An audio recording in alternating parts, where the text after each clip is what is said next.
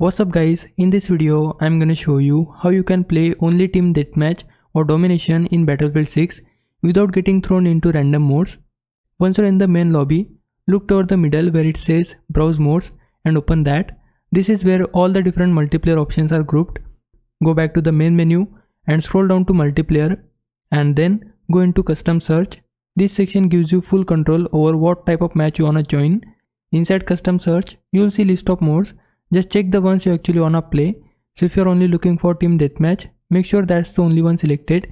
If you also want domination, check that as well. Anything you don't want, just uncheck it. You'll also see every map that can show up in the rotation. If there's a map you really don't wanna play, maybe you are running Conquest and there's a map you hate, you can uncheck that map so it never appears in your matchmaking. Once you've selected your modes and maps, go ahead and press play and the game will start searching based on your filters. That's all there is to it. I hope this helped, and if it did, please like this video and subscribe my channel. For now, thanks for watching. Bye bye.